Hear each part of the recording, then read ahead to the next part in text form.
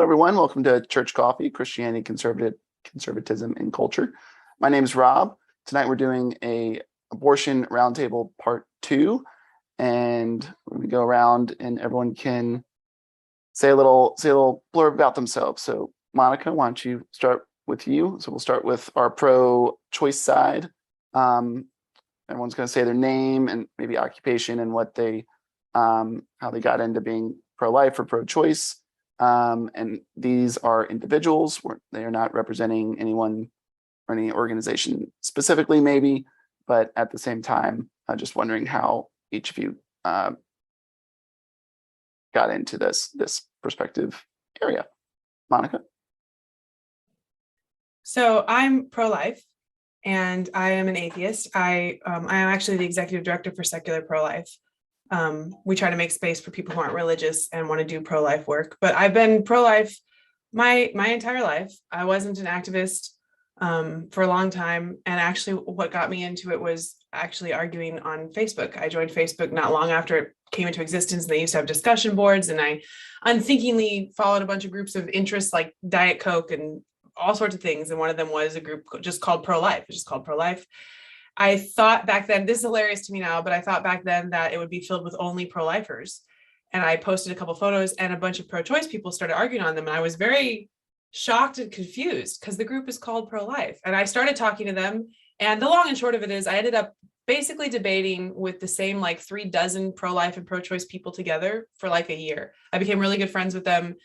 It got me very interested in the topic. It made me a lot more comfortable with my views and helped me have a much better understanding of the other side's views. And that was the beginning of just a much deeper interest and a much more involved on my part in the topic. So. Megan?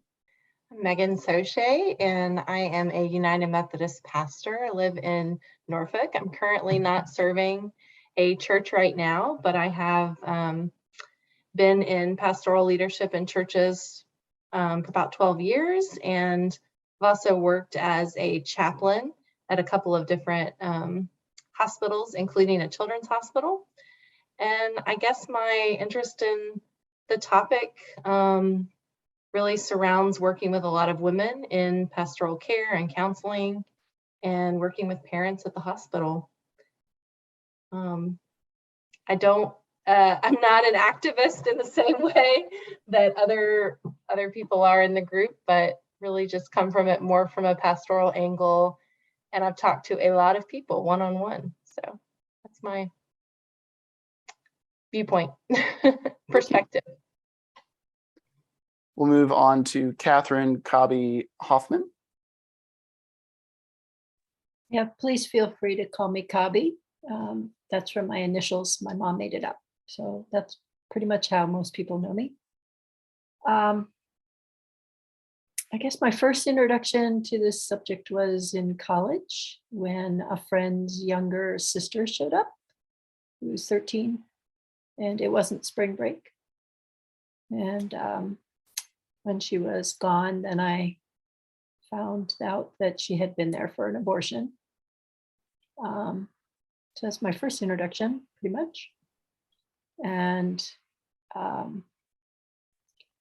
I joined Now for Equal Rights when it was coming to its time limit.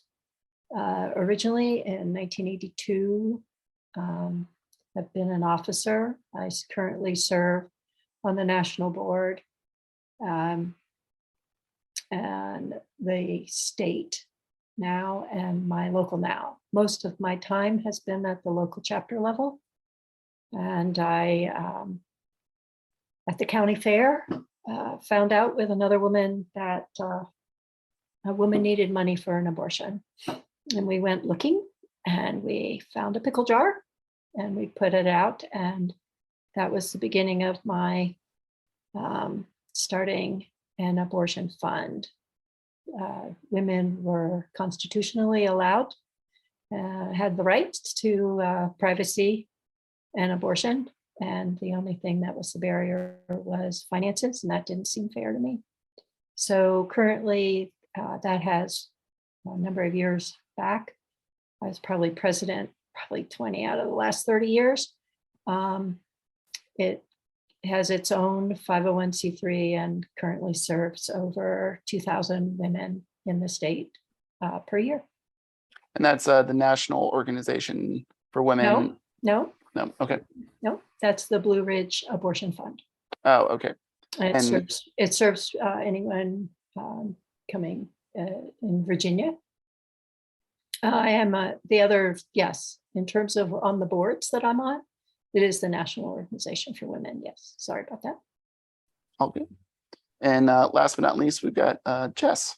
So I should say it's I should say we have 6 major goals, and reproductive rights and justice is one.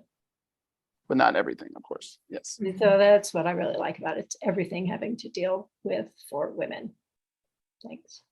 Thank you so much. And our last panelist is Jess. Yes.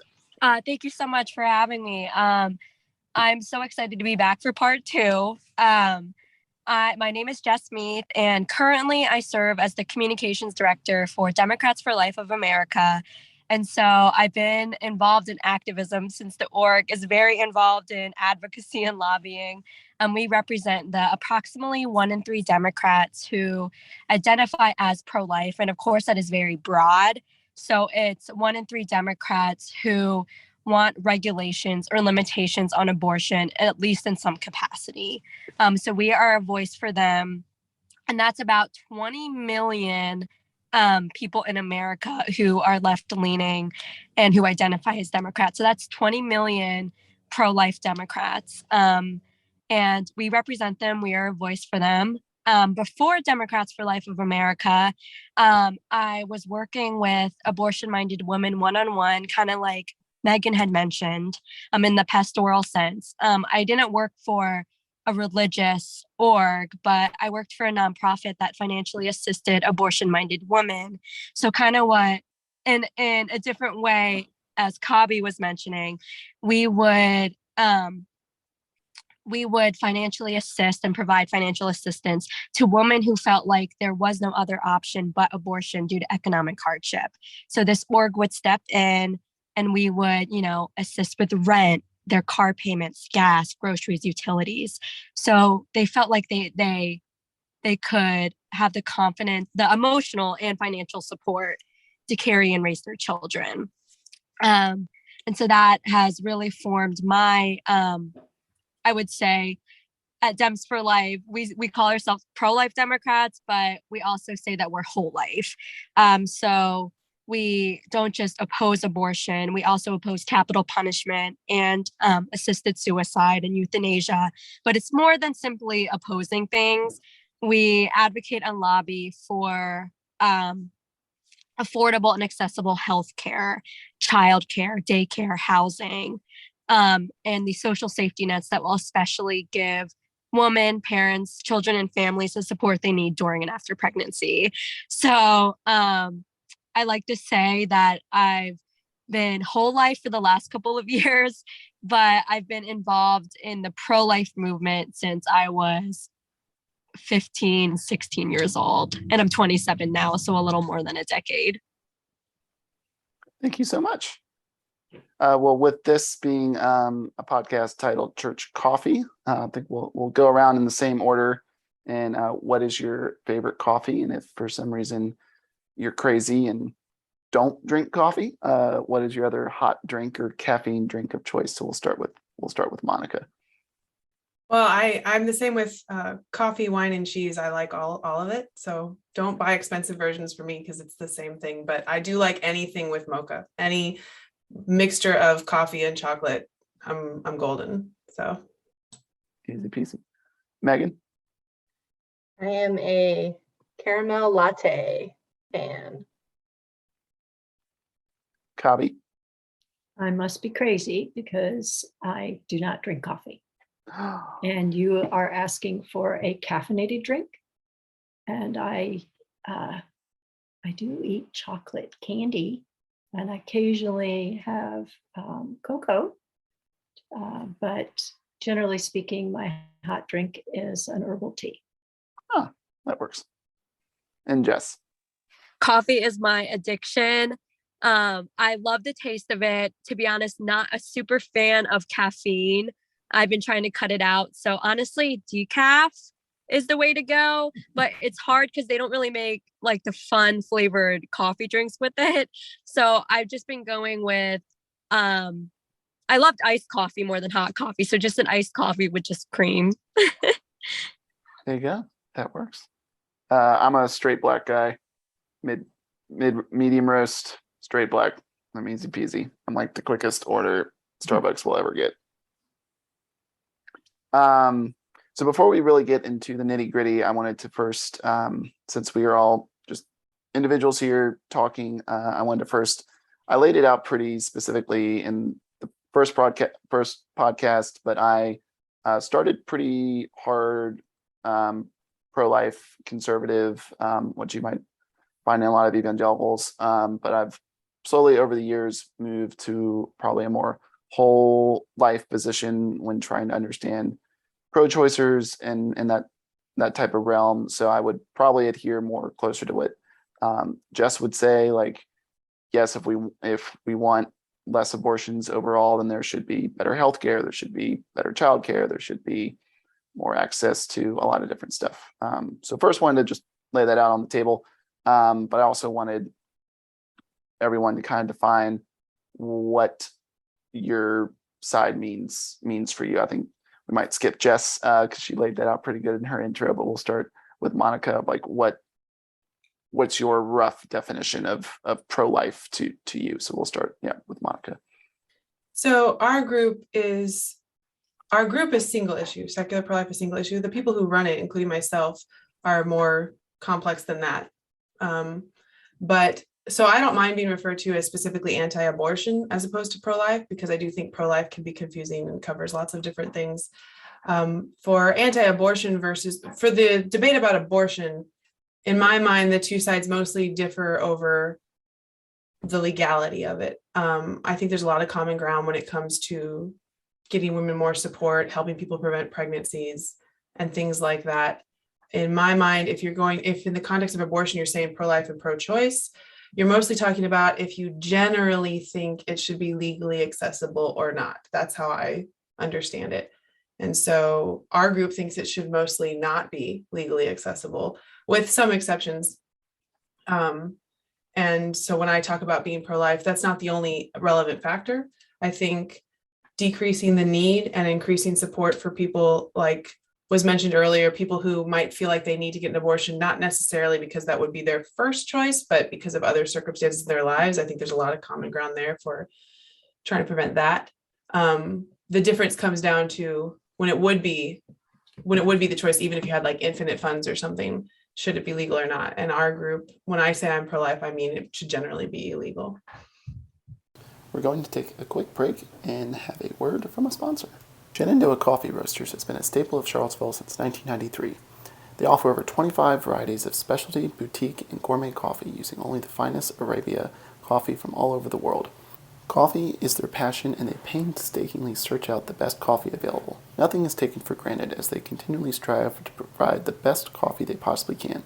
They roast all their coffees to order based on the needs of their espresso bar, ensuring that only the freshest and highest quality coffee leaves their roasting house.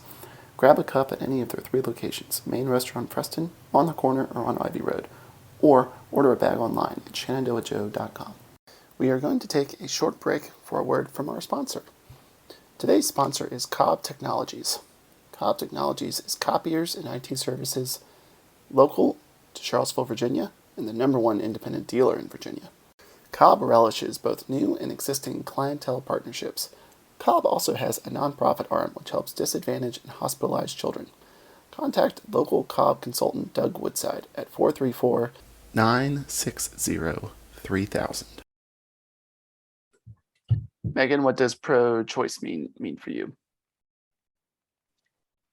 Pro-choice for me means that women should have choices over their bodies and their health care, and that encompasses everything from treatment for infertility or choices surrounding whether to adopt a child or not adopt a child, to abortion. So for me, it's really about choices and women being able to make the choices for their own lives.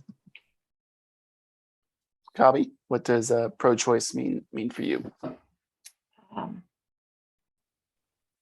It's my decisions over myself. And so it's more fundamental even than, people talk about the right to vote, things like that. I think without that right, I don't have equal rights. And considering all the responsibilities of benefits, or responsibilities and benefits thereof in terms of being a citizen,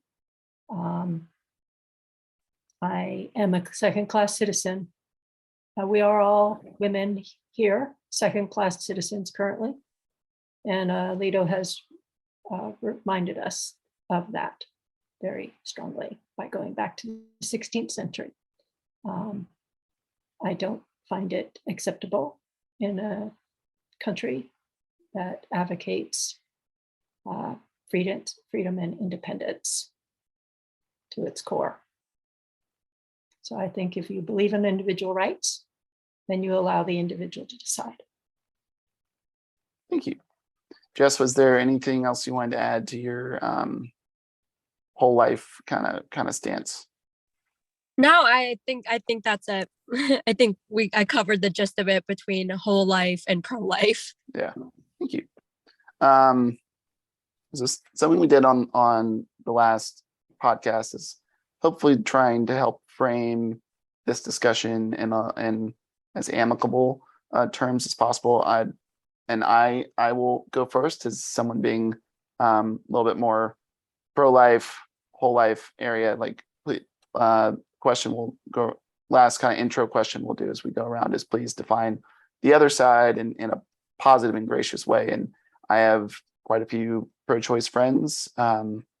It's hard growing up in Charlottesville, Virginia, and not making pro-choice friends. And I will say, and anti-choice friends. Absolutely. I have a number of very close friends who volunteer at the pregnancy center here. They're really good people. We volunteer together on other things. Yeah, there can be plenty of overlap. And our kids have grown up together. We respect each other. Yeah, we care for each other. We help each other in bad times. Absolutely, good people. And the way I would define pro-choice in a positive way is probably very similar to what Kabi was. Kabi's definition of her for pro-choice is being able, if America is about individual freedom, then people should be able to not only in legal terms. I mean, that might still need to be hashed out, but pro-choice generally would mean then allowing as much bodily autonomy rights for an individual over their own body as possible. But I'll kick it to Monica. Monica, what is a positive and gracious definition of pro-choice? Yeah, I have a lot of friends and family, people I'm very close to, especially since I lived in California until very recently. So actually almost everyone I was friends with was pro-choice. And I see pro-choice people, especially pro-choice activists or anyone who works with it, like you were saying, Megan, as people who want to take care of women and children.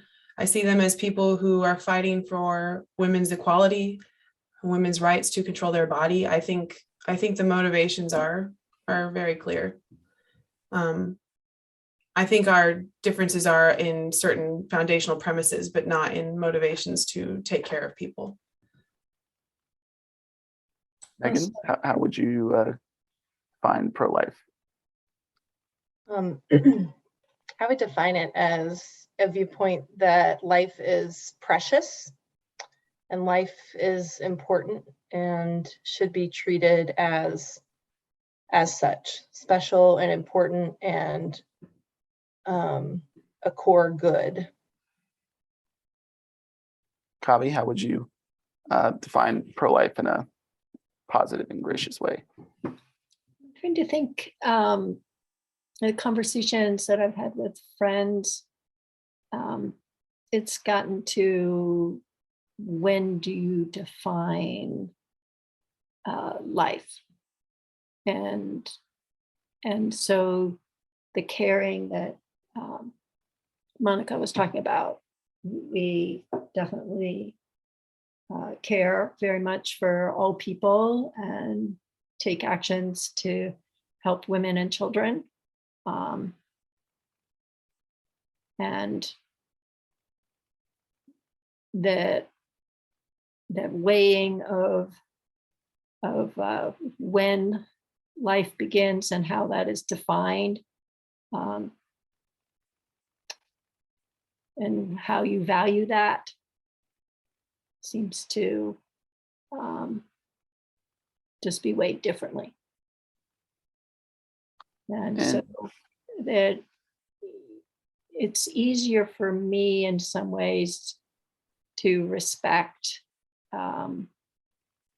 their concern, because I can say, you can do what you want with yourself. We have more difficulty is when they tell me that I can't do what I want to do. So we generally just know each other as good people and trying to do the best we can. And so most of the people that I know that are pro-life, I appreciate their care and concern. Thank you. And Jess, how would you define pro-choice? Yeah, I touched on this in the part 1 podcast. And I think there's just a whole bunch of, I think things are just especially really heated right now, especially in a post-Roe America. I forget if the last podcast was before a post-Roe, I think it was after a post-Roe America too. But I think just things are just really heavy and really heated between both sides and just everybody in between. I think there's just a lot of name calling and just a lot of just unkind things occurring. I think, you know, as I love that Kabi is involved in Now, because I actually just was on an interview with the president of Now, and it was really interesting for her to talk about, to hear everything else that she's involved in and to really understand the root of why she's pro-choice. And touching on what Monica said of just women's rights and women's equality and women's freedom, I think that's something that we can all, that I as a pro-life person really admire. I think, of course, it just draws a line. There's the fundamental difference of, you know, human beings and personhood and human life. But I touched on this in part 1, that I think it's just I think what pro-life people can kind of misunderstand is a lot of pro-choice people are like not coming from a place of not valuing life. I think it's just sometimes in these really hard and heavy situations, they're really concerned about quality of life and the suffering that we go through as human beings, and just wanting the best for the mother and their baby. And that's where I think I can find a lot of common ground, and just really seeing those concerns and doing everything I can to hear them and to address them, not only hear them, but to address them with the social safety nets, and making sure that there's the resources and support for women and their children. Excellent. Thank you so much, Jess. All right, I'll jump in first to Monica. Already kind of touched on this in her own personal intro, but I'll go through a few questions for each of you, and then we'll jump in for kind of not a free for all, but just let all of our guests be able to ask the other guests some questions. So I'll go around pretty similar way and ask each of you some questions for me. So Monica, the pro-life position is largely characterized and sometimes can be even defined by religion. Can you tell us a little bit more about how you, as you said, a secularist, as an atheist, arrived at a pro-life position? Yeah, so my position is it's kind of in 4 parts, and I'll try not to make it incredibly long. But the first part, so I majored in chem bio at Berkeley, and then forensics after that. And I take a particular interest in the bio side of things, not just with the abortion debate, just in general. And so the first part of my position is recognizing that as organisms, our life cycle begins with the zygote and goes on till death. And the reason I bring that up is I don't think that's the end of the question. I'm not saying, oh, that's it, so now we know the answer. But to me, it defines the parameters within which we can talk about which human organisms are valuable and why. You have to have a starting and ending point, and then you can debate in between. But the second premise, and I think this is probably the biggest difference between the two sides, is we see people say, well, yes, of course, you have a human or a human organism, or however you want to put it, but that doesn't mean that what you're talking about is a person, meaning a morally valuable human that merits like legal protection or significant moral consideration beyond what people privately decide. And there are lots of different ideas about what would constitute a person as opposed to a human non-person. And this is very important for me and for the people I work with. We find those ideas to end up being pretty ad hoc and arbitrary, because usually the people purporting them don't want to apply them outside of the abortion debate. So some people will say, heartbeat or viability, or some people say birth. Not many people say that. I think the most popular one that we see is talking about cognitive ability or consciousness, and how that's not really in play until later. But the problem is, at least from like a neuroanatomical standpoint, that leaves open the door for undermining the value of also newborns and other people that have certain disabilities. And you can talk about coma patients and things like that. But to me, the big one is newborns. And if you are putting forth an argument for personhood that undermines the value and protection of newborns, I'm not doing it. It's like a foundational premise for me. I can't go there. So all that to say, there are lots of different ideas of personhood, and I find them to be inconsistently applied and problematic. And that's still not the end of it, because you still have the issue, like even if we all agreed for the sake of argument that embryos and fetuses were morally valuable people and merited this consideration, it's still a complicated situation, because you have the issues of bodily rights and bodily autonomy. But part of our premise is, I think bodily rights are very important. I think it's the strongest pro-choice argument, but I don't think it rises to justifying all abortion, especially not as has been in the country before Dobbs. And it's still, now it's changing every day. But I think when you create properly analogous situations to pregnancy, and you're talking about humans we recognize as people, I think usually bodily rights ends up only working if you, like, despite what pro-choice people say, it ends up only working if you think first that the fetus is not a valuable person, is not a person. And so from our perspective, bodily rights are important, but they're not sufficient. And so I mean me personally too, not just like the organization. We find abortion to be, a human rights violation, kills valuable human beings. And we think that we want to decrease the need, but we also want to decrease the supply, for lack of a better word, because there's a ton of research to show that when you restrict abortion, it's not just legal abortions that decrease, abortion decreases overall. And that's an important part. Also, from our perspective of saying, you have morally valuable humans, and you want the law to reflect that they merit at least the consideration to not be unjustly killed. So the law is a part of it on a practical level, but also a principled one. Anyway, I hope that made sense.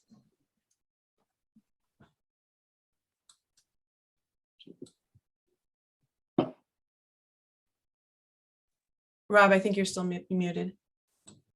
Man, my bad. Thanks, Monica. Copy, this is a little bit longer one, and I can kind of decrease it if needed for you, but I'll read it in full. and then I can kind of do a sum. So liberals or pro-choicers sometimes look to Europe as a model for social democracy and general progressivism. Yet many laws throughout Europe, pro-choicers would find have a pro-life bent. Germany requires counseling. France needs 2 doctors to sign off for an abortion after a 14-week mark. The UK needs an ultrasound to determine when you can and cannot get when you can and cannot get an abortion. Denmark requires parental consent under 18. There's also a list of number of other examples from other developed countries. Japan, for instance, if you're not married, you have to have your father or a brother sign off on it, which for a developed nation, for highly economic and mobile developed nation, is just very much an outlier. Would you characterize these laws and restrictions as pro-life, or is it just simply unfair to compare the U.S. to other developed nations in this about abortion? So as a wrap up, there are lots of laws on the books in Europe and in other developed countries that many pro-choicers would call pro-life if they were enacted here in the States. Like, for example, in France, you need 2 doctors to sign. Yeah, I heard you. Okay, so is it? My first response to this is a barrier is disrespecting a woman's decision and creates hardships and time delays, which only makes this whole situation more complex and more difficult to deal with. And it's especially awful for lower and middle income working women with children. And I can tell you from my experience over the last 30 years, I have answered the call and spoken with individual women in crisis. I would say roughly 2/3 of them already had children. They knew very well what pregnancy was. And they were, as has been mentioned here several times, trying to care for the children they had, given the situation they were in. So in that respect, go ahead. Compare different states, compare the US. To me, they're just all barriers that are making a life where a decision generally has already been made difficult, more expensive, and time delaying, which is not good for this situation. Thank you. Jess, pro-life Democrats are now fewer and farther between than ever before. It's almost akin to a anti-Second Amendment Republican. Can Democrats still be moderate on abortion at all, and especially in a post-Dobbs, post-Roe, in a current Dobbs and post-Roe landscape, or do we just simply need the political climate to cool off a bit before that could become somewhat viable? I definitely would say that the political climate needs to cool off, period, regardless. I think we can all find common ground in that it's like everything is so, I think we can agree from both sides, and not just Democrat, Republican, even independent, no matter where you stand on the political spectrum, that things are way too politicized. That, like, I was just at the store the other day and a can of Pringles was politicized. I was like, what in the world is going on? But I think it's important to educate and inform. I just think things are way too radical. And I especially think, especially on the legality and the issue of abortion. Sorry, my voice is a little raspy. I'm overcoming a cold. But I just, like I said in the intro, things are just so intense and heated. So I definitely think it needs to cool down regardless. But as far as being, liberal, progressive, or more moderate, I definitely, oh gosh. Well, first, our org, Dems for Life, stands ready to work with anybody So it doesn't matter, where you are on the spectrum. I think we are, the way I think of it is too, and I would, and that's, I'm so glad that we're having this conversation tonight, because I think it's going to lead to a larger discussion. But where does the line need to be drawn? I would love to understand and get a conversation going with pro-choice advocates, especially of, okay, poverty is a huge barrier to pregnancy and parenting. No matter where one stands on the legality of abortion, should we be concerned about lowering that rate, lowering the abortion rate, regardless of where you stand on legality of abortion? And so it got me thinking when Kabi was mentioning, with the in Europe with the ultrasounds and the two doctors, I would think like that there should be a barrier to abortion, even if you're pro-choice, because it should really be a last resort. And then that's what I would love to have a conversation going, and seeing where people stand on that and what we can do to address it. I would just, and that's what we're even saying. That's why we stand ready to work with people who identify as pro-choice, especially in a post-Roe America, that we see a lot of extreme legislation. I'm in California, and we have Prop 1 on the ballot, and it will essentially permit abortion past viability into the third trimester for any reason. We see that in Michigan with Prop 3 and Vermont in Prop 5 with Prop 5. And so things are just so extreme, and we're ready to meet our fellow anybody, but especially our fellow Democrats who are pro-choice, and saying, hey, where can we find common ground? California abortion law right now is 24 weeks. So we say you could still be pro-choice and vote against Prop 1. And I actually was at the state building yesterday with the No on Prop 1 campaign, and they had speakers from all over. So there was a pro-choice Republican and a pro-choice Democrat who spoke about why they're voting no. And it got me thinking about that even people who identify as pro-choice can meet us with this legislation, especially with the pregnancy support and the social safety nets, but also with making sure that a woman is making an informed and educated choice.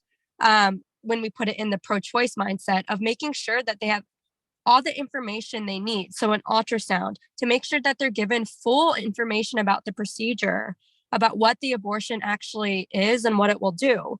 And so even we've seen legislation where non-physicians would be permitted to provide and perform abortion. So we see just essentially the abortion industry would be able to regulate itself. And so we think that even no matter where one stands, that we should really make sure that we're looking at this legislation and making sure that, for lack of a better word, there are so many barriers to pregnancy and parenting, but really there should be a barrier to abortion, that it should really be, the last thing in the mindset of being pro-choice. Um, Can I ask a question? Go for it. What makes you think that it's not the last choice, or that it's not a choice people don't want to make? Yeah. I'm not sure if that makes sense, because I would think pretty much nobody wants to have an abortion. Right. It's more Right. And I love that you've also worked with women one-on-one. I love that. And I worked with women one-on-one too for about a year. And I love that Kabi also mentioned the statistic that many of these women seeking abortion are already parents, already mothers. And from my experience of working with these women one-on-one, they did not want, they felt like the abortion industry was saying abortion was their best and only option due to a lack of resources and support. And when some of them, I would even get in touch with them while they were at the clinic, right at their appointment, and sometimes they weren't shown their ultrasound, they weren't given the full information or education about the procedure or what it informed or what it entailed. And that to me, they were very hurt, and it was really alarming to walk with them through that. And so that's my experience of working with these women. And I certainly agree that no one wants to have the abortion that, but I think that where I would love to find common ground with pro-choice people, especially, is why not vote for a law that would permit a woman to see the ultrasound? Why not vote for a law that would require 2 doctors? Like, or why not vote against the legislation that would allow non-physicians to provide and perform abortion? Well, I think that might be getting away from both my original question and also maybe getting into the weeds before we want to get into the weeds. So maybe we can address that a little bit later. I find it offensive. Well, that's why we're here to talk. So Jess, it sounded like that your answer that is then the original question was that that Democrats can still be moderate, but it probably just needs to wait for the political climate to cool down. Hopefully, whenever that will be, hopefully sooner than later. Is that probably about the gist of the answer? Yeah, sorry if I got sidetracked. Yeah. Understandable. Last question is for Megan. Do you think there's a time in a pregnancy when the embryo, fetus, zygote, child, however we want to call what's in there, that their right to life becomes equal to the mother's bodily autonomy? Some pro-choicers would say maybe someone in the second trimester, maybe when you can see a heartbeat, maybe when there's fetal pain. But do you is there a time for you when the fetus is when the fetus is at such an age where its bodily rights can become somewhat equal, and therefore maybe a barrier or laws can come in and start to protect that its bodily rights, however we want to define that? I don't necessarily think that I do. And of course, I've never been asked this question in that way. Mm-hmm. But someone I did get to listen to the last podcast, and someone made the point, I'm not sure who it was, so I don't want to say, but this idea that, the child's dependent on the mother, and that the child is not autonomous. Mm-hmm. And even if we take the child away from the mother at whatever week you want to pick, you're still relying on modern technology to sustain that life.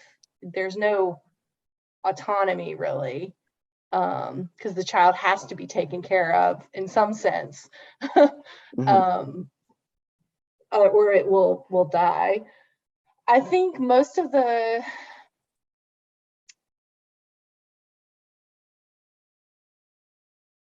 weeks conversation, like this many weeks or that many weeks, are almost always inherently problematic. I haven't heard anybody make one that made really good sense to me, especially with the counting. And I love that, Monica, that your background is in biology, because the way that we talk about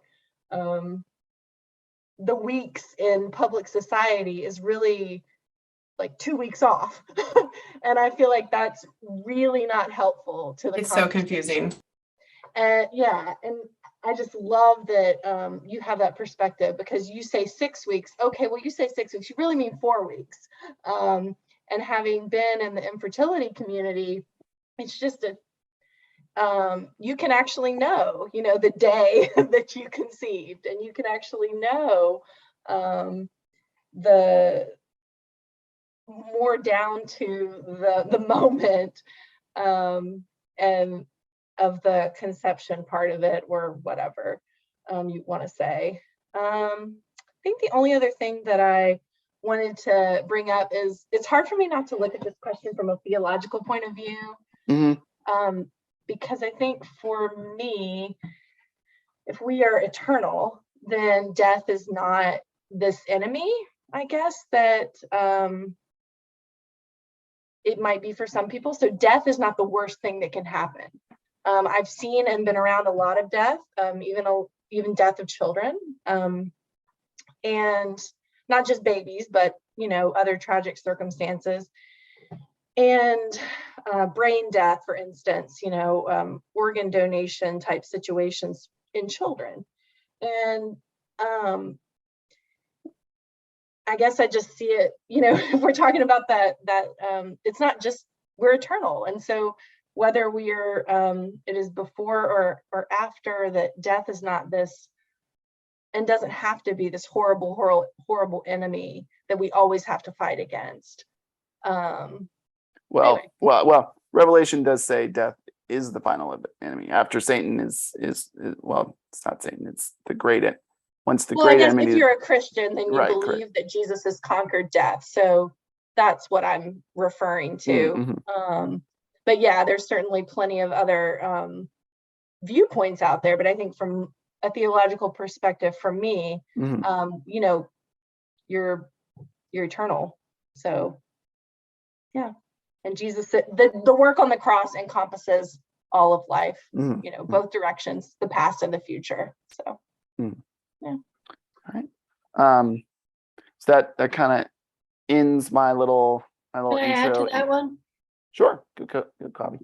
When you asked that question, I am struck by the intention of the Supreme Court originally. Yes, I agree that the weeks are messy, and we rely on the medical science to help us. I have a background in chemistry as well. So for me, in my limited view, I have been pregnant twice and have it really, you're so concerned all the way through. And it was such a relief to know at some point, I think it was like, I don't remember correctly, but I think it's somewhere around 26 weeks, the doctor told me, okay, chances are this, if you give birth, that this child will have lung development to take a breath. So the capacity, the individual capacity to breathe. And some religions do relate it to the first breath. So I hope that helps. Mm-hmm. Yeah, the lawsuit from a rabbi in Florida should be very interesting along those lines. Yeah, so this kind of ends my portion, and so rest of the time will be our panelists asking. The other side, each panelist will get a question for the other two. So we're going to start in the way we've kind of been asking questions. We'll start from Monica's, and then we'll go to Megan's, and then we'll go to Kabi, and then we'll go to Jess. So Monica, why don't you kick it off? Sorry, so I'm reading the questions I have for other people. Okay. Well, I'm glad you wrote them down. So first for Kabi, I think you basically already answered this. So if you feel like it's redundant, I understand. But my question was if there were any circumstances where you do think abortion should be prohibited, and why or why not?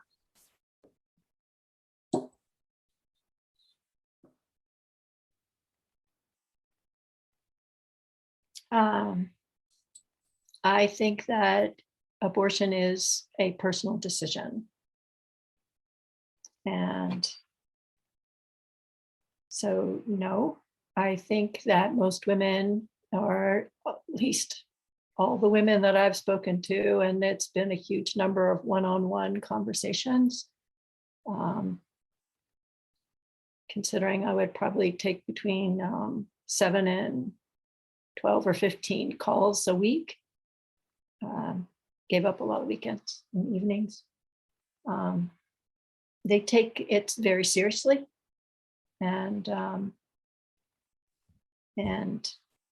basically my view is that your rights are don't touch my nose or all the way down.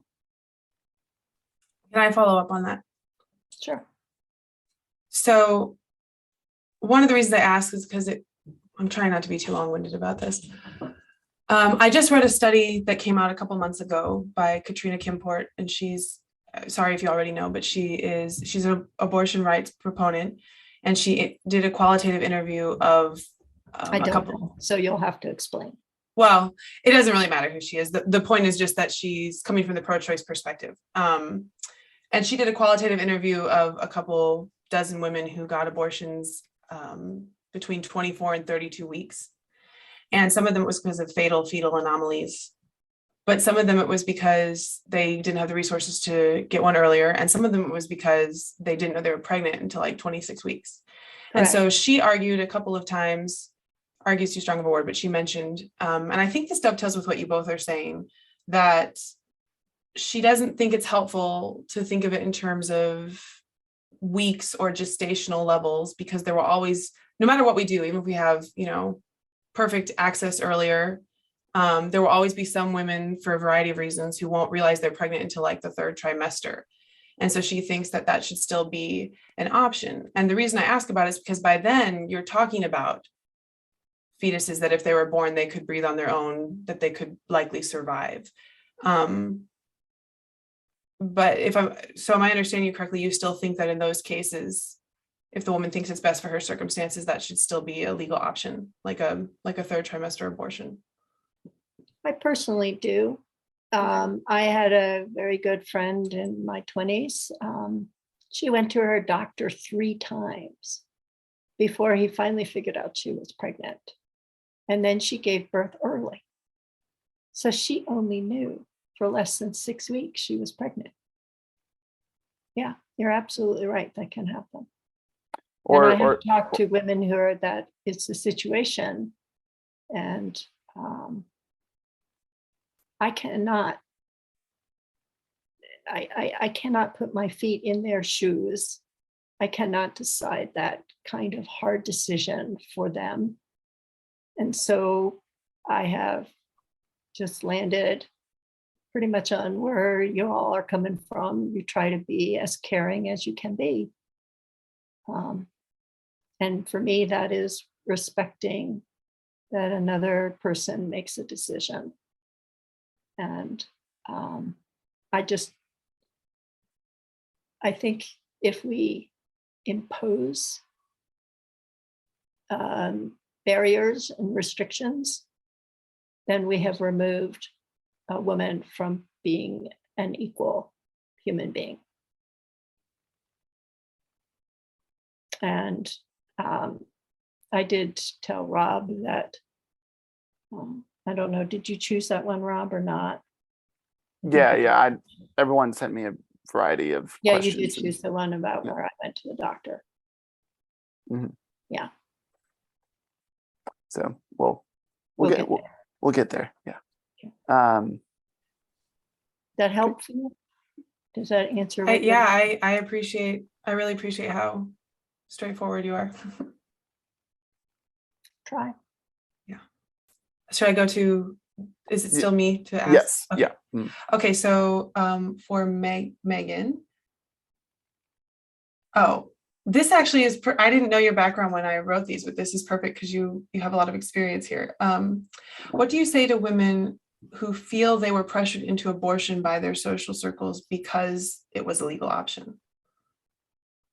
Because it was a legal option. Because it was a legal option. We've had women in the circles I run in talk about abortions they've had and they since become pro-life and start doing pro-life work. And we had somebody ask us one time, like, I totally get it for you personally, you know, maybe you regret it or maybe you wish you didn't do it, but are you saying you wish that you hadn't even had the legal option? So I asked our followers on our group, and there were just a bunch of stories of women talking about how they believed that if it had not been a legal option, then their husband or their parents or whoever would not have pushed them to abort. Does that make sense?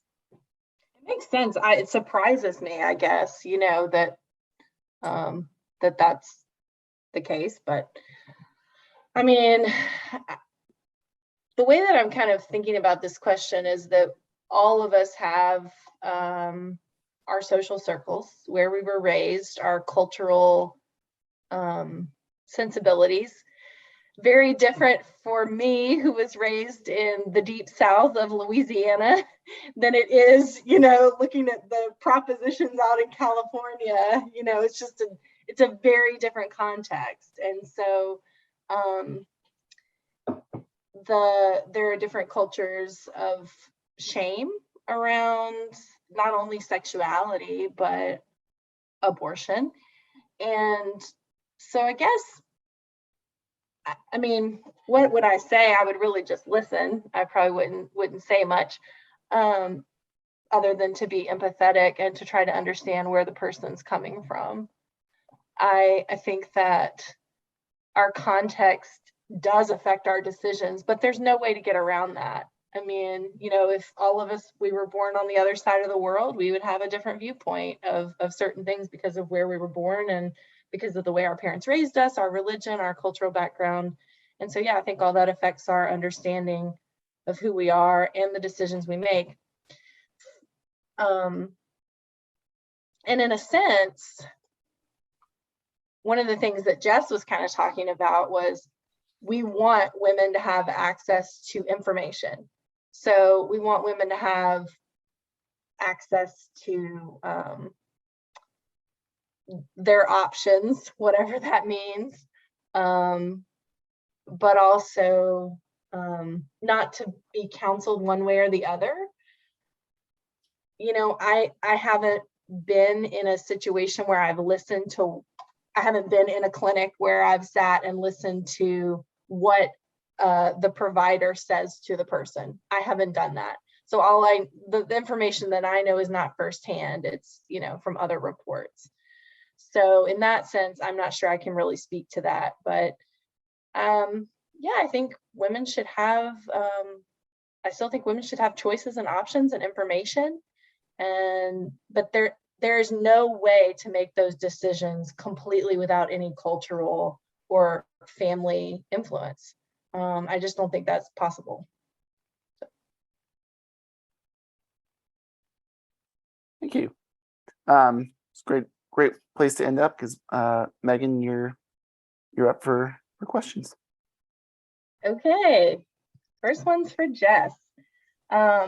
Should pregnant women suffering from addiction be subject to child endangerment charges or abuse charges or have consequences of prison time?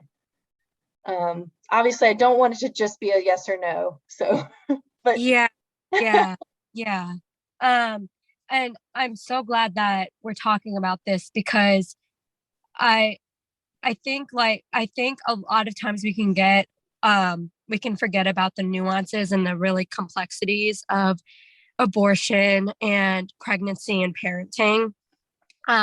First and foremost, I will just make it so known that me and DFLA do not support any measure that seeks to criminalize any pregnant woman who seeks abortion or has an abortion. So we don't support any of those measures. But your question was specifically asking about pregnant women suffering from addiction, right? Like, right. I think, yeah, because that harms. I mean, it will harm the fetus. It will harm the child. Yeah, I think first and foremost, we need to be doing everything we can to make sure that we're giving this woman and her baby and in her womb whatever kind of treatment they need to become healthy. I think there's,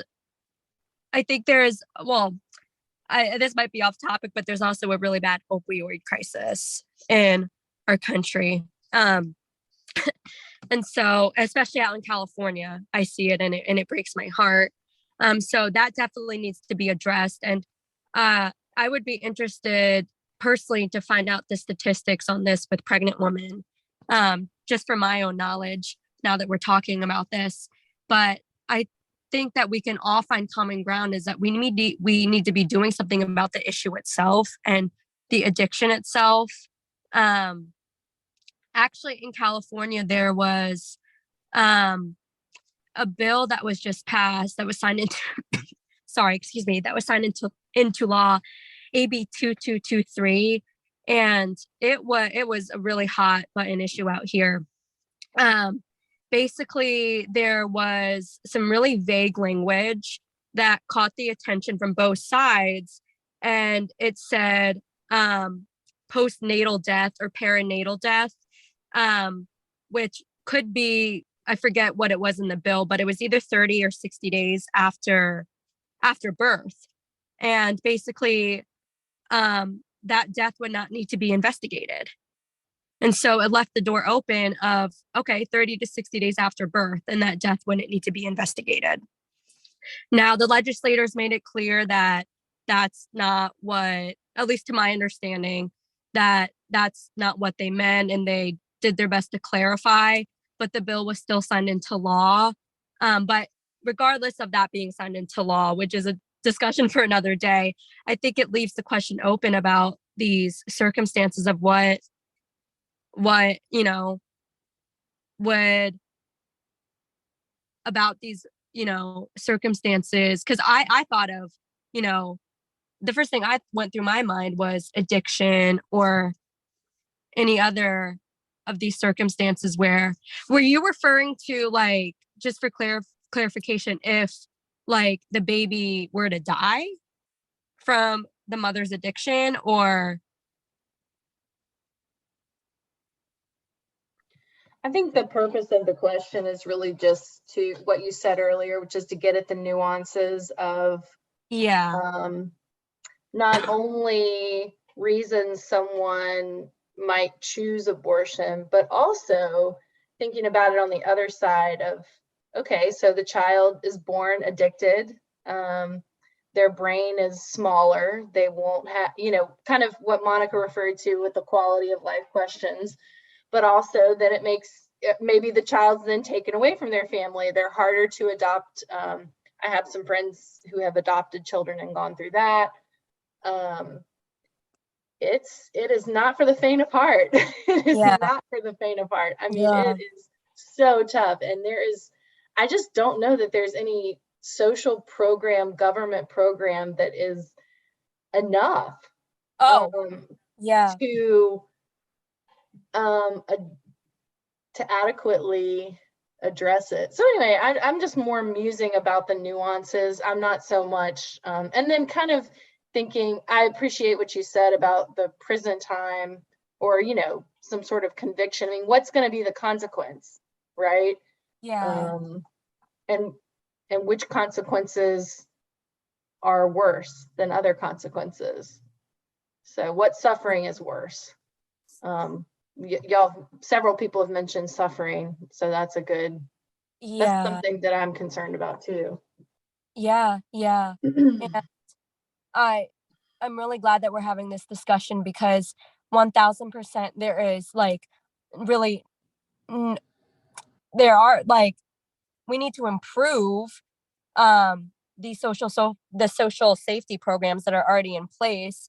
I hear all the time, well, what are the pro-life people doing about foster care and adoption? And 100% agree.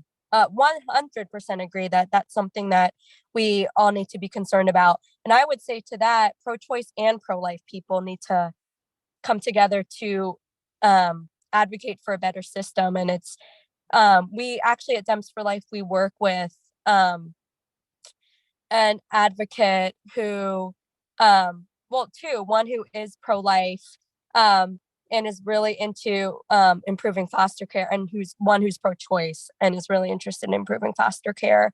So really having them I think they've been through the system themselves. And so having that perspective from both ends has been super helpful in understanding this issue. But yeah, I think it definitely opens the doors to these nuances and these complexities. And especially, I guess, expanding social safety nets for women who, pregnant or not, who are facing an addiction. It's definitely a whole life issue, I would say. Yeah, I think it's interesting to think about, the child's inside the mother, right? And so you're thinking, it could be something about thinking, you're abusing this child while it's still inside you. Anyway, just kind of interesting to think about, and how that could be on par legally with aborting the child. I think that's where I was going with that. Oh, I see. Okay. So if the baby dies from the substance abuse, I guess But it doesn't necessarily have to die. It would depend on whatever your legal consequence was going to be for abortion, right? There are legal consequences for abuse, but when the baby's in the womb, we don't necessarily do anything. Are you see what I'm saying? Well, sorry, can you explain that again? Okay, so if the baby's in the womb, the mother's actively using, what are the consequences for the mother? Of the baby, The to live for, yeah. nothing. But if so anyway, I guess I'm sorry, I'm not making much sense. It's really late. could I try to rephrase the question, Megan? Is that for you? I don't know. Are you going to quote Revelation again? Because no, I'm not. Out. I'm no, just no, gonna be I'm not. like, sorry, man. Yeah, no, I'm not. Yeah, so Jess, I think kind of the aim Megan is getting at, hopefully, is instead of a yes or no. I mean, you might say yes, you might say no. But if a woman is pregnant and she is actively using opioids or methamphetamines, or maybe even LSD, something that is going to be obviously negatively affecting the child, chronically addicted to alcohol, smoking 5 packs of cigarettes a day, and that woman is positively pregnant, she knows she's pregnant and she's doing it anyway, should that woman be charged with some sort of reckless child endangerment? Yes or no, and why either way? Is that a good reframing? Yeah, okay. Honestly, that's what I thought the question was, but I wasn't sure if that's what we were wanting to take the angle at, if we wanted to go direction, but I'm happy to. Is that a decent reframing, Megan? Yeah, that's what I thought she was asking. Well, yeah. Megan, yes. is that a decent reframing? That's fine. Roughly. Okay. Yeah, so I guess your answer, Jess, was kind of like, this is hard and it's a whole life issue and we maybe need to take it. Well, no, I mean, now I have a more direct answer. Okay. Yeah, go for it. Asked. Mm-hmm. Yeah, for sure. Yes, absolutely. I mean, it would be so sad, but it's still complex, but the way we see it is with the case of abortion, these women, again, like I mentioned, I've worked with them one-on-one. Again, I was not at that appointment when they were at, the facility or the clinic. This is them recounting their experience to me of feeling victimized, of feeling like they weren't given full consent or full information. Google told them more than their doctor. This is all what they recounted to me. And so for that, I see that women are the victims here because they're not given the information that they need to make a full choice. And so that's why we don't support any criminalization of women who seek abortion or have an abortion. Do you want to ask any follow-ups, Megan, or? I is don't that- think so. I think we're just, yeah, I think we'll let it lie. Okay. All right, Monica, should any procedures or treatments be done on fetuses in the womb or on pregnant women during pregnancy? Since there are often risks to the unborn child, what treatments do you consider experimental? So I don't know if I could point to specific treatments, but I think every one of those, it would just be an issue of evaluating the risks if you don't and the risks if you do. So I wasn't clear if you're talking about treatments like fetal surgery or if you're talking about treatments for the, okay. So it would just depend on the risks if you don't do it. Like if you're worried about a child who will not survive if they don't have, an open spine, like their spine is open if they don't have it shut, or if they don't have, I forget the medical term for it, but when your organs are developing outside of your body cavity and there are surgeries you can do to put them back in, but they have risks, it depends on if it would be like, I think most other medical procedures when you're talking about parents and children where, like if you had a born child who had severe medical issues and there were procedures or treatments that could help or could make it worse, you would have to evaluate the odds and make the best decision you could, I think. But I don't think that it should just be a blanket, don't do any treatments because they involve risks. No, I don't think that. I think it depends on the situation. And does that answer your question? I think it does. I think that brings some nuance to the conversation, because even like you were saying, the parents decide, right? The parents make the decision for the child. The parent, when your kid's at the hospital, the parent has the final say. It's not the doctor. It's not, there are limits and there are corner cases, but as a general rule, you mean? Say that again. I said there will be corner cases, like if you have, I can't think of examples, but I know there's been situations where like the parents want to do something that's like really against medical advice, and there might be, sometimes there's a corner case, but as a general rule, yeah. Right. Mm-hmm. I could add to that the New England Medical Journal. I don't know how many years back I gave it to a pro-life legislator. I had to get someone else to come with me because he would only accept things when he's in the general public or from his own constituents. But it had, if I remember correctly, a woman decided that she did not want an abortion and she was going to carry to term and to allow the child to not be intervened, and her doctor agreed.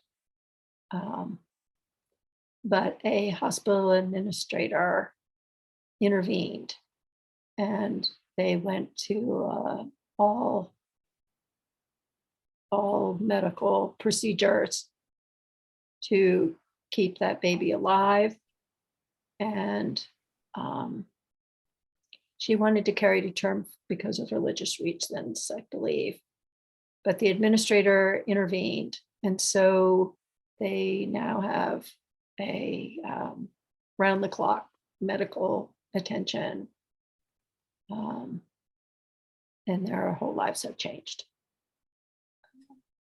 You never know with pregnancies where you're going to end up. That's why life insurance doesn't give you life insurance until you've delivered. Yeah, reproduction is very messy. I'll agree with you Yeah, there. and it's risky business. Yeah, takes women's bodies to the edge. That's also a pretty decent segue for Kabi's questions. So Kabi, if you want to take it away with your assigned questions. Oh, okay. Let's see, where are we? What you put it? You said we chose for Megan. No, for Monica. You chose for Monica. Oh, this is the one. What I went in and interviewed doctors when I was pregnant to decide who I wanted to be my physician. And I asked if there was a crisis, what would the doctor do? One doctor told me that would save the fetus first, and me if was able to do that. So I give that doctor a lot of credit for being honest to that question. My husband gave me a lot of credit for being polite and leaving quietly.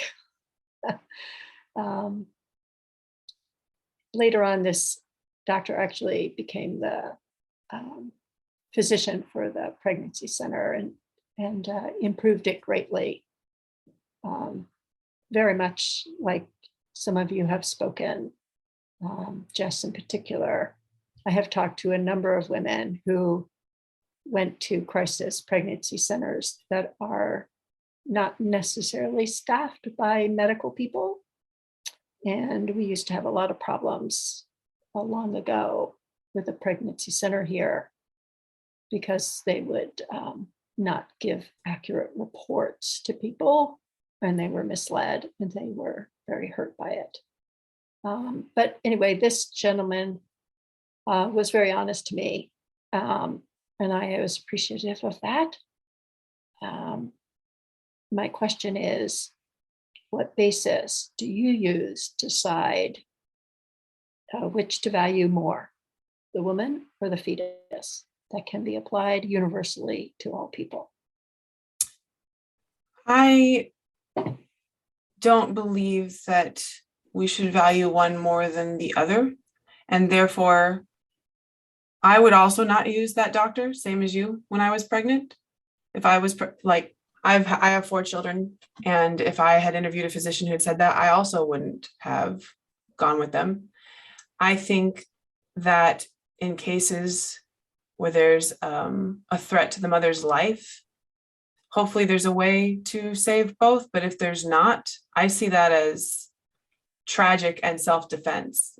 But when I'm talking about abortion broadly, the vast majority of abortions are performed on healthy fetuses carried by healthy women. And in those cases, I don't view the anti-abortion position as valuing the fetus more than the woman, because I don't want either of them to die, if that makes sense. I think that they both have a right to live and to be protected. And I view most abortions, not all, but most abortions, not as like a triage between, well, will the child die or the woman, but as nobody was going to die. And then an abortion is an intervention that causes someone to die. So back to your question of how you, I'm trying to find it here to make sure I answer it correctly.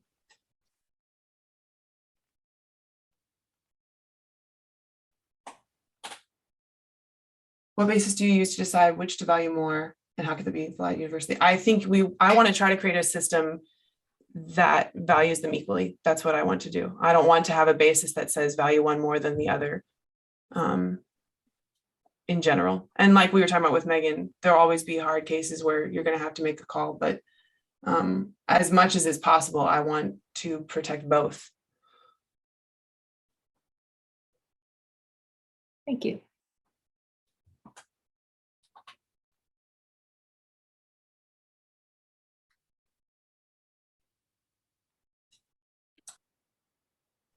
Kabi, do you have one more question for Jess? Okay, Jess. If women cannot decide what to do with themselves, what they do with their body, then how can they be full citizens in the United States? For example, no one tells a person they have to give up their kidney to someone else, or to have, did this get written right? One is to be able to keep their kidney. One is to be able to give up their kidney or to have it taken out. So I'm not sure the sentence reads right. For example, no one tells a person have to give their kidney to someone else or to have a kidney I guess we should say not removed when doctors recommend it. Anyway, how is this different? Is that understandable, Jess? Yeah, it's really interesting because I actually I follow Monica on TikTok, and I think she has a really good response to this too. So if she wants to hop in too and give her response. But I think it's a really intriguing and insightful way to bring up this issue. But for the first part, I know we might have to agree to disagree here, but I think I that the fundamental difference of pro-life and pro-choice, a big one is human life versus human being and when personhood begins.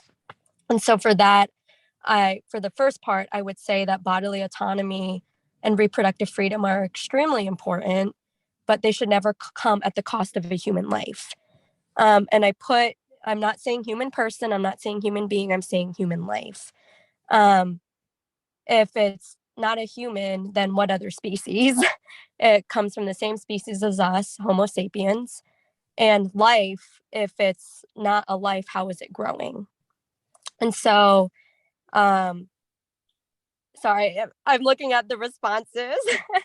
And so please feel free to step in, but then like I said, we can agree to disagree, but that's just me giving my explanation, that they should never come at the cost of a human life. And an abortion is an ending of a human life. And as far as the kidney argument goes, I would say that it fails adequately to represent the case of abortion. If having one's kidney inside another person is analogous to being pregnant, then donating the kidney is analogous to becoming pregnant. And for me, I feel like that all this would prove is that the government should not forcibly impregnate anyone. And I would most certainly agree with that statement. So I don't think I represented it properly. I'm trying to get to the point that Rob or any male is not going to be pregnant. And so how can I be a full citizen in the United States if I have these restrictions put on me? Whereas that is not happening for a male that I can think of. Can you think of? Do you see where I'm coming from? I do. I think the only real analogy I could think of, and this isn't a good counter, I'll say that right now. I think there's only one analogous way where you don't feel like you have full citizenship if certain rights are taken away from you. You're going to put me in jail or? No. I think the only male response would be that we are the only sex that in this country will be forced at gunpoint to die for our country. We are the only ones that are drafted. That's not true. Women are on the front lines of the military, and the military already have a draft of women that can be. Women are not overnight. Can be installed overnight. They could be. Women as of 2022 there is no direct. No, you don't sign up for for the service. I understand. For the service. Yeah. So I did admit this is not a good analogy, but within your citizenship analogy, that if you don't see yourself as a full citizen,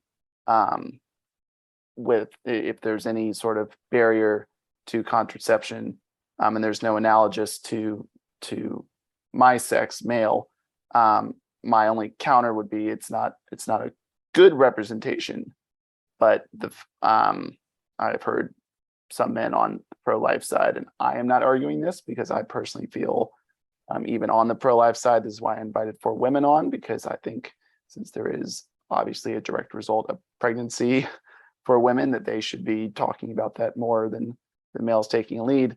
But I have heard males on the pro-life side make kind of an almost opposite argument where women need to be in the selective service to be able to be full citizens. So if you want to be able to vote, you should have to be in selective service. Now that's getting way off way off. No, but I actually would topic. agree, because as a mother, I don't want to send my sons or my daughters. But if you're going to have a country and you're going to stand up for your country, then that is the duty of all citizens. So I think your question what then is getting at who as a how can you be a full citizen if your rights are being infringed? Is that your question, more or less? Because Right. you see Because abortion restrictions. historically, women do not have full rights under the U.S. Constitution. Yeah. Historically, that is correct. And we still don't, even though the Equal Rights Amendment was fully ratified. So we're hanging on a technicality right now, and sooner or later, the 28th Amendment will come through, and some of these arguments will be much more difficult. Like one of the main arguments against the ELA in the 70s was that if it was enacted, that women would have to be immediately put in the selective service. They already have it. The Defense Department already has it set up, from what I've been told. Interesting. If they need it, I've been told that. From people in the military, but I'm not an expert, so I can't speak to it directly. Just secondhand information. And but we do have women, and they have tried very hard to be able to not be just support, because actually they end up on the front lines even when they tried to have them be just support. And then they weren't able to also rise in the ranks because they didn't have experience. So some of that has changed. So I think we've followed up, unless Jess, if you want to add any last bits to Kabi's question for your answer. If not, you can just ask your questions. Okay. Yeah, no, I'll go right to my question. Sorry about that. Sorry, I have to pull them up. But okay. So these are my questions for Kabi and Megan, right? Correct. Yes. Yeah. Okay, I have it right here. Okay. Okay. So my question is for Kabi. I think we kind of already touched on these questions before, so I apologize if it's really redundant. But for Kabi, how do you feel about the labels of pro-choice versus pro-abortion? Do you think the messaging is too radical? What would you like pro-choice people to do better? And I guess the follow-up, to do better to find common ground with pro-life people.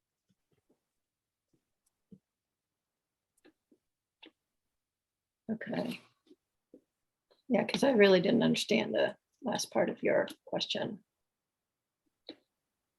Oh, I guess, what do you think pro-choice people or the movement as a whole can do better or to find common ground with pro-life people? Okay. I actually am part of an organization that has, for many decades, used the word abortion when other people did not. I have on actually the iconic pin, keep abortion legal. I think some people are not as comfortable with that, but given where the majority of the Supreme Court has taken us this spring, a lot of people seem to now utilize that word and understand why it needs to be spoken. I really think that in general, our society, our culture, the unspoken things, the silences, are really dangerous to all of us. And those unspoken rules are actually stronger than the written laws and rules that we have. So from my perspective, it's all about my reproductive rights and justice for reproduction. I think we have a lot of common ground there. And I can only personally speak to those kind friends who are strongly opinionated in a different way than I am and work at the Crisis Pregnancy Center. And I can say that I went there with my board and visited, and there were aspects of it that I found extremely uncomfortable. And there were aspects where you're talking about caring for people and you want to know how long you're caring for people. Are you just caring for them when they have a little infant of a couple months, or, how is this society going to value women and children better? So I think there is a lot of common ground there. I think the most difficult is really the difference where we come down on, where you were talking about personhood or when life begins. And a lot of that I view personally, I can only speak for me, as cultural, and as a religious person. I know in my own church that there is a wide variety of opinion, and we are very respectful of each other. And it was my minister who went and asked me to please bring a request for my abortion fund that I'd been doing for probably a good 15 years at that point. And I was like, I'm not sure that would be a good thing, because I don't want to bring divisions to this church. And he said, no, that it is part of our religion to respect other people and where they are. So I'm not sure that answers your question. So if you'd like to. No, you answered it. I love how you're really honest and you're really transparent. And I just personally, I think especially now it's so important to find common ground. So I guess a follow-up would be, and for everyone watching, I think this is going to be important for a larger discussion too. I think the fundamental difference, is personhood and when life begins. And I love how Monica phrases it, of morally valuable human beings. So I guess taking it a step further, tip of the iceberg, how can both people find common ground in that topic specifically? How do you think we should have these discussions? Where do you think we should start about human life and personhood? For me, I think that, and why I even agreed to do this last minute, not knowing what I was getting into, is I really think that just trying to talk and articulate, it's kind of a messy business, but that we all gain from that and learn from that. And it expands our views and helps us clarify. Yeah, no, I think, yeah, definitely the conversations that we're having now too. They can be. I think it's important that they're supposed to be. The only way we're going to be stretched from both sides is if they're actually difficult, and we have the hard conversations. Yeah, unfortunately, society does not take care of women and children very well. If you're wealthy, you have all kinds of choices, but even then, there's racial biases and things. We have some people that are very famous that they've had trouble in pregnancies and almost died, right? Yeah. But the other side of it is I keep coming back in my head in this conversation to, if I decided to have an abortion, knowing that there are individuals present who would try to restrict me from that. And whereas I would not try to restrict you from your situations if you chose to do any of a spectrum of things. And so how do we deal with that fact? Yeah. Are you asking me? Oh, Or I'm just it's sort of, just like, I'm yeah, just sort of stating this yeah, difficulty because, you know, especially with the folks that I do other volunteer work with, and we've known each other for so many years. We trust each other, we help each other out in bad times, but we have a, you know, that is on this subject that is still there.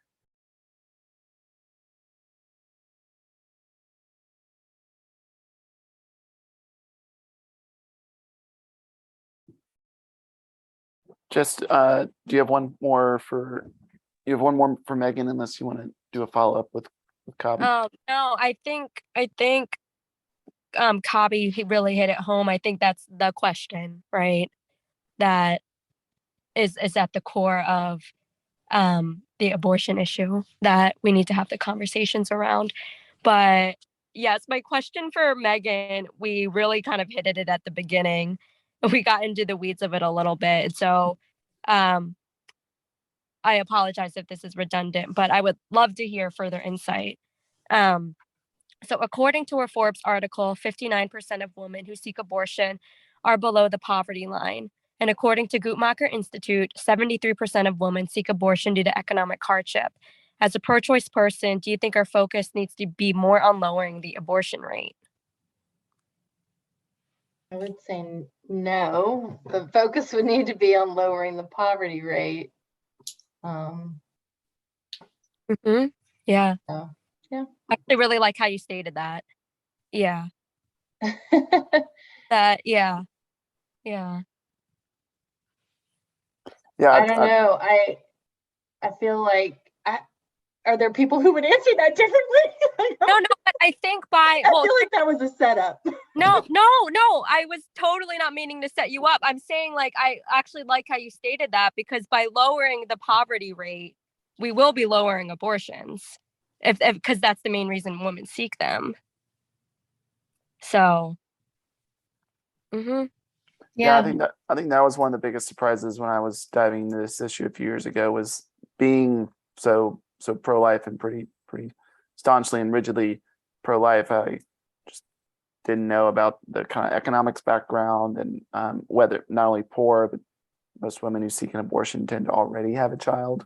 They tend to be older. It's not this like teenage woman who didn't know about contraceptives. Not that those don't exist, but yeah, I just didn't know. I think part of educating oneself is hopefully your views will become, if not more nuanced, then at least more understanding. yeah. I really think that we probably all agree that if you care for folks, and you give them a way to live and education and access to contraception, all those things lower abortion, because like Megan had said, it is not usually, actually don't,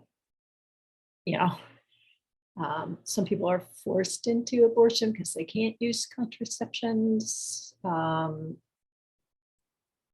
But I can tell you from one-to-one, there's such a variety of situations that women come forward with. And I'm struck for the women who would call at 26 weeks and they had just learned about anomalies, and the doctors were telling them for their own health and for future pregnancies that they needed to have an abortion. And all their dreams were blowing up and there was huge expenses, to the mom on the line with, a 12-year-old who's been raped by some family member. It's just, there's just such a breadth of situations. To the person who calls and said, whoops, I didn't mean for this to happen. And this is just, can't do this right now. So the variety and the circumstances are, like you said, huge and complex. Well, thank you for everyone for joining us tonight. Does anyone want to say one last thing if they really felt like they didn't get to make some sort of statement, or if they wanted to ask anyone one more clarifying question, if wanted to make sure that we had kind of an open ending type thing? Yeah, Megan. I want to ask Jess what her definition of personhood is and how she defines that. Yeah. For me, I don't see a difference between human life and human being. I think, and the best way I can think of it is, I don't think we see people as people even outside of the womb. And what I mean by that, with these issues, especially after 2020, oh God, that was really a hard year. With these issues of racism, with the issues of homelessness, with the issues of human trafficking, we see it even outside the womb, that there's a lack of respect for the human person and human dignity. And so for me, looking at it, I firmly believe that when we see human life, when we see human life from the moment it begins as a human person and as a human being, that we will see a transformation in how we respect and protect human life from every moment after. So what are you defining though as the moment it begins? What is fertilization.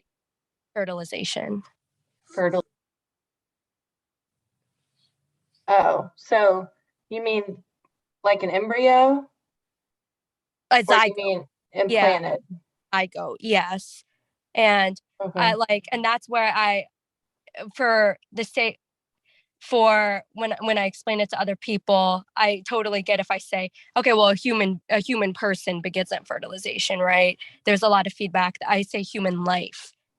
And 96% of biologists agree that human life, I'm not saying human being or human person, human life begins at the moment of fertilization. That the first cycle of human life is the zygote. And I did not study biology.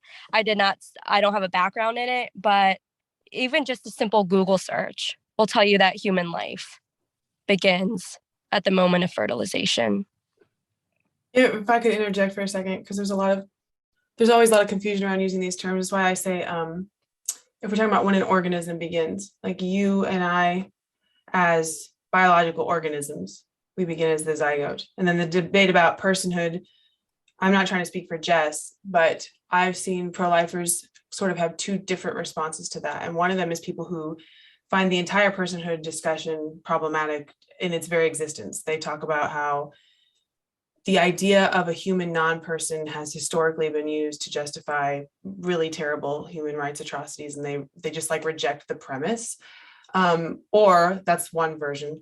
Or they say that what Jess is saying, which is that once you have a human organism present, then you have a person, then you have a morally valuable being, if that's what you mean by person. Yeah. For the duration of their life. So what do we do with the embryos, the fertilized eggs, the embryos that are like frozen?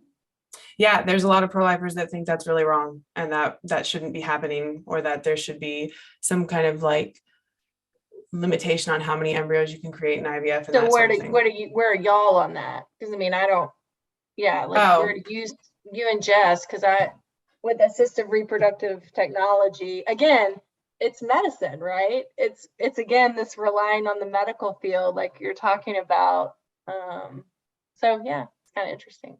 Yeah, no, I think that when we start, there's a lot of interesting and complicated questions like that, stuff to do with IVF and stuff to do with how common miscarriage is and things like that.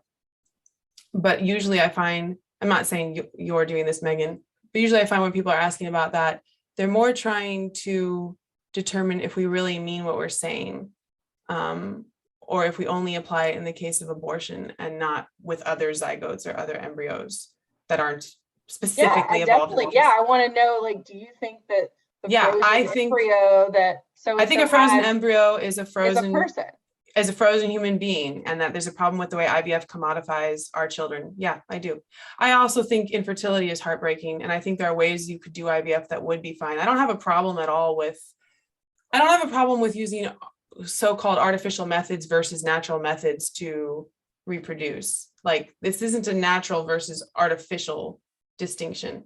So like, theoretically, if you could do IVF where you create embryos that you're going to try to implant, and the ones you don't, they have, what is it called? Snowflake adoption, where people who can't afford to do that, you can let them adopt those embryos. I don't see anything like it. I could see where it's strange, but I don't think there's anything immoral about it. But on the other end, we allow natural death for all fetuses that can't, or all children who can't live outside the womb without assistive technology? What do you mean? Sorry. Breathing tube, trach, vent, like. I think that's case by case, just like it is with children who are already born. And that's something that would be hard to make a blanket statement on, because it depends on how much they would suffer with the interventions you're doing, and if it's even going to work. I don't think you could make one blanket statement on that for born or preborn. I think it's the same thing either way. But I don't think the fact, like, if you say, do we allow natural death for 5-year-olds, and we debate about when you would have, interventions and when you wouldn't, I don't think either one of us would be saying, well, a 5-year-old is not a morally valuable human being. We're saying, well, they clearly are, but how do we make these decisions when we can't fully control everything? But I don't think that's comparable to abortion, because the vast majority of abortions, you don't have some triage situation. They will be fine if you leave them alone, and you are going to for a variety of other reasons. The personhood aspect that Jess brought up. So I was just trying to kind of.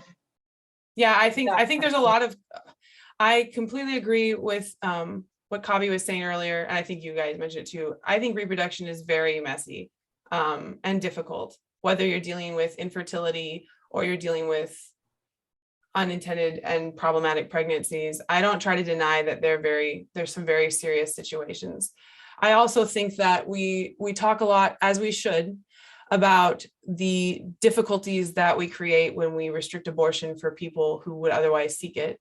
But I don't think we talk as much as I also think we should about how, especially destigmatized abortion specifically. So getting a little bit away from the legal discussion one way or the other, but theoretically, like in the multiverse, you could have abortion that is legal at any stage for any reason, but the cultural generally kind of looks at it as like, yes, it's legal, but like, it's kind of, it's a necessary evil. Or you could have it legal at any stage for any reason, and you're like, well, it's not evil, it's not good, it's just a medical option. Or you could have, I guess, people who think it's really awesome. If it's the multiverse, you could have everything. But the cultural response and destigmatizing abortion, it makes it easier for some people who would struggle to get abortions if it was really stigmatized.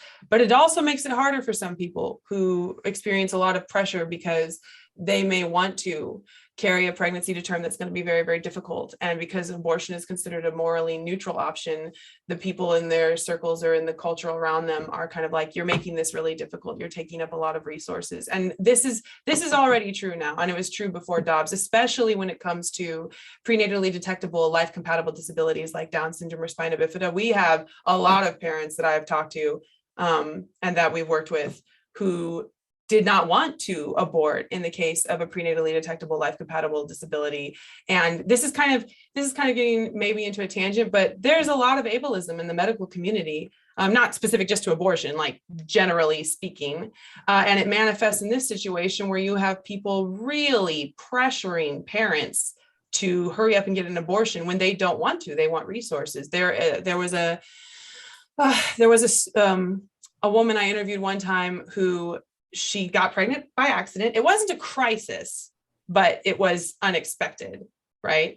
And they were carrying through the pregnancy, and then they found out that they had a diagnosis, a prenatal diagnosis of Down syndrome, and they weren't really sure exactly, how they felt or what they wanted. And the OB she had, he brought up the option. I think that's like in a world where abortion is legal, you're the OB, your job is to say, here are the things you can do. I personally am against abortion, but I get why an OB would bring up the option. But then when she said, I definitely don't want to do that, he would not stop bringing up the option. And at subsequent things and whatever, it was becoming a problem. And so then they switched OBs to a man whose sister had Down syndrome. And he said, congratulations on your beautiful baby. Here are all these resources for you in the community that we can connect you to, and all these things. And it was a world of difference. It made her feel very reassured. She had her child, she loves her child, and so on. I've had a lot of people tell me the opposite, where they ended up choosing abortion thinking that they had to, or thinking it was going to be this really terrible, horrible thing if they didn't, or thinking it was wrong for them not to because their child would suffer. And the reason I'm going on about this is not because I think this represents all abortions, I don't, but because when we restrict abortion, we make it more difficult for people who would otherwise want to get them. And I don't deny that. But when we make it destigmatized, we make it more difficult for people who don't want to get it, because there's no way to uplift abortion as this morally neutral thing without saying, well, if it's a morally neutral option, then why are you doing everything the hard way? This is true. Also, I've seen this with teenage parents, young teenagers who get pregnant, and they maybe kind of want to go have the kid and try. And people are like, you're putting your family in poverty. This kid's not going to have the resources they need to do well, and all these things. And the people saying that, I don't think that they are ill-intentioned. I don't think that they're like, yay, abortion, push abortion over. That's not what I'm saying. I think that they think these women are going to have children, and it's going to be really, really hard, and children and women are going to suffer, and they're trying to give them good advice. You know what I mean? But part of that advice is born of destigmatizing abortion. And do you see what I'm saying? I feel like there's two sides to the coin, and I don't pretend there's any perfect solution. I just wanted to point out that there's that part of it too. Though it does not seem as draconian as where we are now. I don't think it's right for the OB/GYN doctor to give you options and then kind of push an option on you. That, sure. I think we all would agree on that. Hopefully. But yeah, hopefully. I think everyone on this call would agree on that. Yeah. But if somebody doesn't want to abort, like you said, for someone, I would say that's their choice, right? Yeah, the difference there. So everything I just said about increased pressure and destigmatization, I think those are concerns we need to be aware of, but they're not why I think they're hard, should be. right? Yeah, and they're not why I think abortion should be because illegal. If somebody's not self-supporting yet, but they can certainly get pregnant, and they can certainly give birth, and they can certainly have a child. And you never, and you can't predict the future one way or the other. You don't know the future. Yeah. And none so of us do. We've probably all, and I'm sorry if we haven't, if you've probably all heard of the Turnaway study that found that almost no women regretted choosing abortion. Like 5 years later, 99% of women said they did not regret that they got an abortion. But some did. Some did. Yeah, of course. There's always gonna be some non-zero amount. But what I find interesting is the same study, and this stat wasn't as publicized. I had to dig pretty hard to find it, actually. The same study found that women who went to clinics to get abortions and were denied because they were just over the clinic's gestational limit, 5 years later, they no longer wish they'd gotten abortions. They had their children, they went through everything they went through, and they didn't wish they had gotten abortions. And again, I don't think that's an argument for making it illegal. That's not what I'm saying. I think it should be illegal because I think it's wrong to kill the human in the womb. That's a separate thing. But in terms of effects, I think I think people are more resilient on both sides of the coin. So our side, the pro-life side, talks about abortion regret, which I do think exists. And I think that people who talk about it, they shouldn't be gaslit if that's what they went through. But I also think our side doesn't grapple as well with women who they don't regret it. They made that choice. They felt it was the right choice for them. They went on with their lives, and they're not secretly, this ticking time bomb where 25 years they'll have all this guilt and shame. Maybe some, but I believe there are women who don't regret it. But the Turnaway study also found that women who weren't able to get an abortion, who wanted one, they ended up not regretting it either. So I don't think it's as straightforward as one or the other. I think people are largely quite adaptable. I don't know if it just popped in my brain. I can remember, it might have been at the fair, but I can remember somebody saying, well, you don't want to lose an Einstein. Yeah, I don't think that's And a good I argument. was You could like- also be losing a Hitler. Yeah, exactly. You don't know what's And going to then happen. you hope that every parent will love their children. Yeah. But I can tell you from being on the PTO and for middle school children, half the parents like vanished. Yeah. And You so it was hope that left everyone will come It around. was left to the rest of us to set up a before and after school to make sure that they had the instruction and the care that we felt they deserved. Yeah, and we have easy common ground there. Easy common ground there. Yeah. We want every child to come into existence in a situation where they will be properly cared for, both logistically and emotionally. And no notes. I agree. Kabi or Jess, is there any question last little bit that you might have thought of or maybe want to expand on before we do a little outro? I guess the logistics of where we are now, where it's illegal in, I don't know, I haven't counted recently, but at least 15 states. There were trigger laws on 17 states Yeah, that more or less made it. I think some of them are in Illegal. court right now. Yeah, some are on hold in court. But the issue, the reality that doctors are confused and not sure what they can do for people and withholding medications from people that aren't even pregnant, that people are just the whole complexities of pregnancies where they spontaneously abort and then people question whether they've had abortions. The reality is really messy and traumatic, and in a way, I would say everything we've talked about in terms of the opposite of not caring for all people and not thinking about the short and long-term consequences that we're having now as a society and a culture are having to face the realities of all those nuances, those difficult or exceptions, but they're really real and really hard and tragic. It's just tragic. And I just, for that reason, I just don't think we should have barriers to abortion. It's awful. Jess, is there any last parting words or comments or questions you'd like to? No, I think that's it. I guess, what Kabi said too just breaks my heart from the other side of it.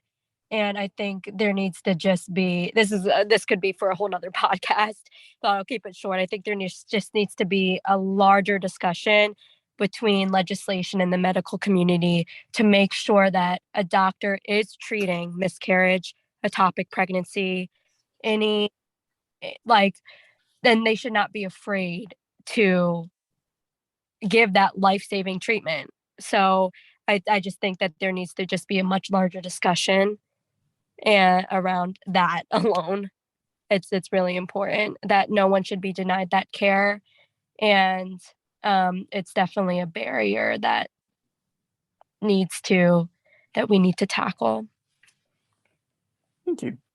Well, I'll just do a little outro for us, ladies. I'm very thankful and glad for your opinions, for your thoughts, for your views. Thank you for coming on late and coming on last minute and coming on from a parking lot and just being able to talk and discuss and hopefully find some common ground, or even not even find common ground, find some better understanding.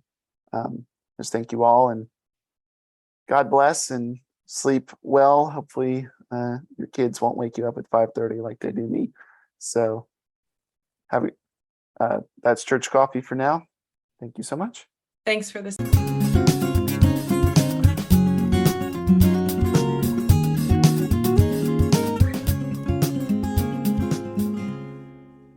Our album art was done by my wife, and our theme music was composed by TJ Stokes.